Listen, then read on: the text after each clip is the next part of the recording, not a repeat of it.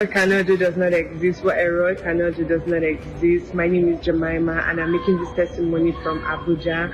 On the 30th of October, my family and I were attacked in our homes. I and my mom were taken, were kidnapped. During this period of the attack, they had called my dad and requested for an amount, and they had said they were going to give my dad few hours, 24 hours, if not they were going to kill us.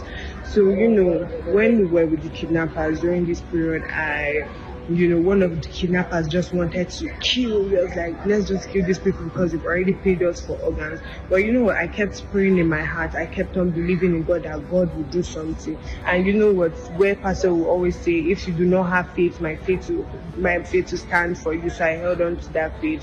So few hours later, they had called my dad and then they asked how much my dad was able to raise. So my dad told them the amount I was able to raise, and they said, oh, okay, by so time, by 8 p.m. my dad should bring the money.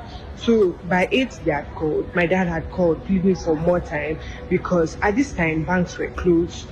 Who would even give you such amount of cash? So my dad had started going around trying to gather cash all around, and time was just against us. One of the leader was just like, let's just kill these people. Like, he just wanted to. It was just so triggered. I don't know why it was so triggered. So, I just had to touch my mom. And then I remember when Pastor will say, put your hands on the floor and say, oh earth, I will not be buried and I shall not bury you. Wherever you are, touch the ground. Can you declare, oh earth, you will not receive my body, all the bodies, all my loved ones, until I say so. I held on to that faith. I kept on holding on to that prayer because I knew that was going to be my testimony. And I saw myself saying my testimony. They said by 11 my dad should bring the money. So past 11 we had already started wondering what was going on. Half of the group had gone ahead to where they would collect the money, and one of them was like, if the man misbehaves, just kill him there. So hours had passed. Now it's 12, no response. 1, no response. 2 a.m. no response. So half of the gang got the call and that they should bring us close to where we meet up my dad to collect the money.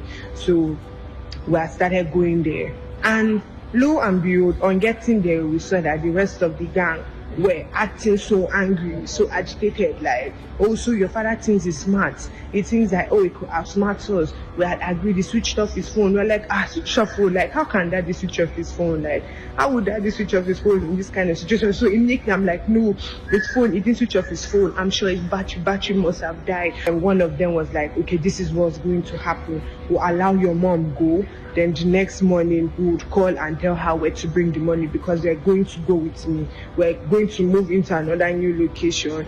And since my mom could no longer work, because when we're crossing rivers, when we're crossing bushes, she would fall. So she almost became a liability to them.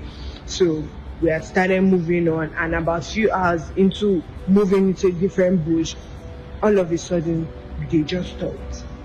And the guy who wanted to kill us, the guy who had said they had paid them for organs, just told me I should go and meet my mom.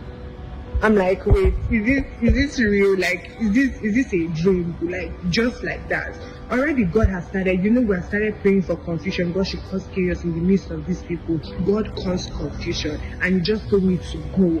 So God let us go without any ransom. These were the same people who wanted to kill. They were just eager. They just wanted to kill us, because it felt like that was what they wanted. And during this period was the period of our 10 minutes dance, and my friend who is on the fire altar, Blessing, she said during the first half of the dancing, she said it was so difficult, like dancing. Imagine you're dancing victory dance, knowing that you don't even know how it's going to work. She said during the other half it became easier because she knew it was going to be a Thanksgiving dance.